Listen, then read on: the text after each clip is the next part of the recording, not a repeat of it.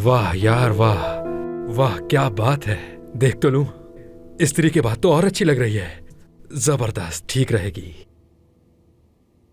एक मिनट, अरे यार ये क्या, ये तो थोड़ी पुरानी सी लग रही है। तूबा के सामने ये शर्ट पहनना मुझे ठीक नहीं लगेगी। मुझे नए कपड़े खरीद लेने चाहिए अब। चलो इसकी इस्त्री तो मुकम्मल कर लें पहले।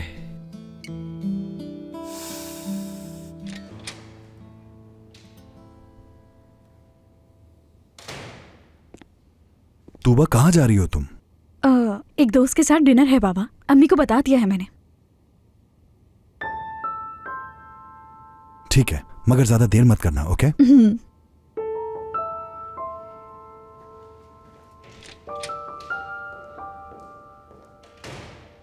खुशामदीद करें। शुक्रिया सादिया। सादिया ने तो बताया था कि तुम डिनर पर नहीं होगे। बिल्कुल अम्मी, ऐसा ही था। प्रोग्राम कैंसिल कर दिया, और वैसे भी मेरा दिल नहीं कर रहा था। तुम ठीक तो हो ना करीम?